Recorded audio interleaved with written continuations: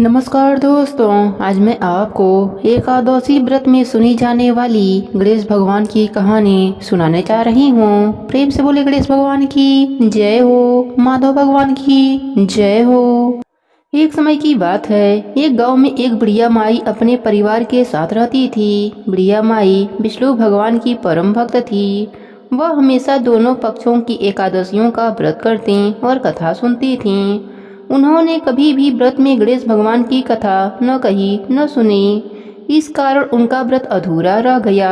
पर बुढ़िया माई को इस बात का पता न था। उनको लगता था कि वह तो पूरा व्रत कर रही हैं और उनके व्रत के पुण्य से उनको वैकुंठ लोक की प्राप्ति जरूर होगी। देखते ही देखते बुढ़िया माई की मृत्यु हो गई। उन्हें लेने यमलोक के दूत आए। वह देखकर घबरा गईं और बोले, मैंने जीवन भर विष्णु भगवान की भक्ति श्रद्धा भाव से किया, एकादशी का व्रत किया, मुझे तो लेने वैकुंठ लोक का विमान आएगा, मैं आपके साथ नहीं चलूंगी। इतना कहकर बुढ़िया माई रोने लगीं और विष्णु भगवान को पुकारने लगीं।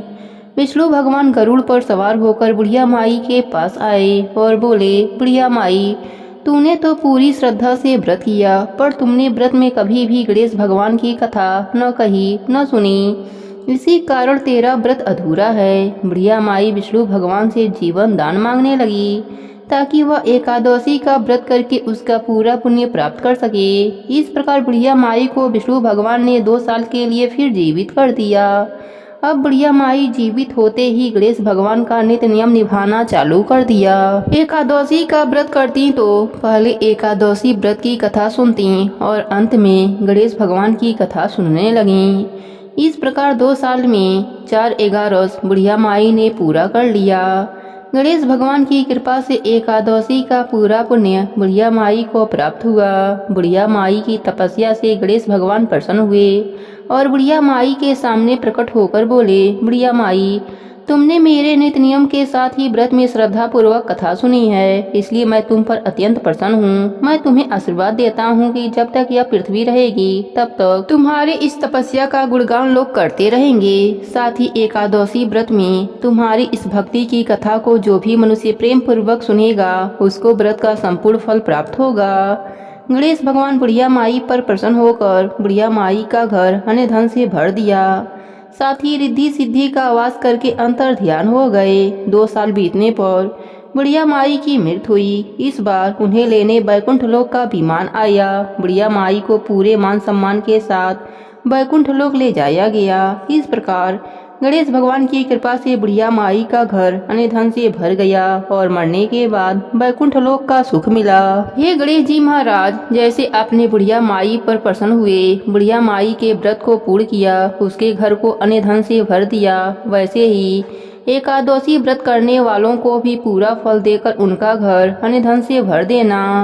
प्रेम से बोले गणेश भगवान की जय हो, माधव भगवान की जय हो। बहुत पुरानी बात है। गणेश भगवान अपने भक्तों की परीक्षा लेने के लिए धरती लोक पर आए और छोटे बच्चे का रूप लेकर एक मुट्ठी चावल और एक चम्मच में दूध लेकर एक गांव में गए। वहां पर सबसे कहे, मेरे दूध और चावल का खीर बना दो, पर किसी ने भी नहीं बनाई। वहीं पर एक बुढ़िया माई बैठी थी। उन्होंने कहा, बेटा लाओ, मैं बना देती हूँ। वह बुढ़िया माई अपने घर के अंदर गई और खीर बनाने के लिए एक छोटा सा बर्तन चूल्हा पर चढ़ाया। तब बालक रूप लिए गणेश भगवान ने कहा, दादी माँ, छोटा सा बर्तन मत चढ़ाओ, तुम्हारे घर में जो सबसे बड़ा बर्तन हो उसे चढ़ाओ।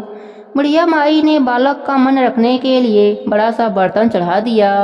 वह देखती ही रह गई कि वह जो थोड़े से चावल उस बड़े से बर्तन में डाले थे वह तो पूरा भर गया है।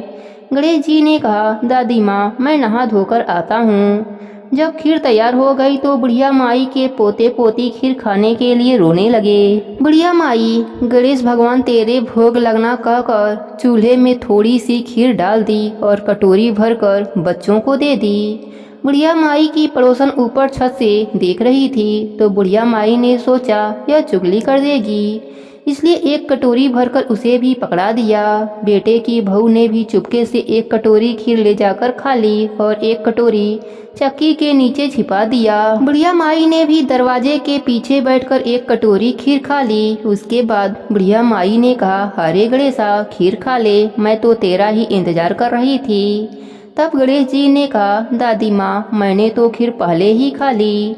बुढ़िया माई ने कहा, कब खाई? गणेश भगवान ने कहा, जब तेरे पोते पोती ने खाई तब खाई थी, जब तेरी पड़ोसन ने खाई तब खाई थी, जब तेरी बहू ने खाई तभी भी खाई थी, जब तूने खाई तो मेरा पूरा पेट भर गया। बुढ़िया माई ने कहा, बेटा, तेरी सारी बात सच है, लेकिन बहू बेचारी तो सुबह से काम में लगी है, तो फिर उसने खीर कब खाई? गणेश भगवान ने कहा, चक्की के नीचे देख, जूठा कटोरा पड़ा है, तूने तो मेरे भोग लगाया, वह तो बिना भोग के ही खा गई।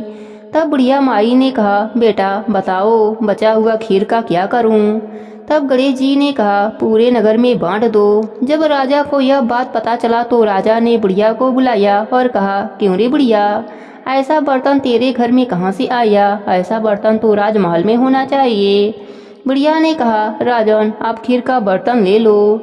जब खीर का बर्तन राजमहल में आया तो खीर में कीड़े मकोड़े पड़ गए और दुर्गंध भी आने लगी। फिर राजा ने खीर बुढ़िया को वापस दे दिया। जब बुढ़िया ने खीर वापस लिया तो वह स्वादिष्ट बन गई। फिर बचा हुआ खीर बालक के कहने पर बुढ़िया माई ने झोपड़ी के कोनों में गाड़ दिया। गणेश भगवान की कृपा से सुबह तक बुढ़िया माई का घर अन्न धन से भर गया। झोपड़ी की जगह महल हो गया। सभी लोग गणेश भगवान का जयकारा लगाने लगे। हे गणेश जी महाराज, जैसे आपने बुढ़िया माई पर अपनी कृपा करी, उसी तरह हम सब पर भी अपनी कृपा बनाए रखना। कहानी अधूरी हो तो पूरी करना, पूरी हो तो मान रखना। प्रेम से बोले गणेश भगवान की जय हो, माधव भगवान की जय हो।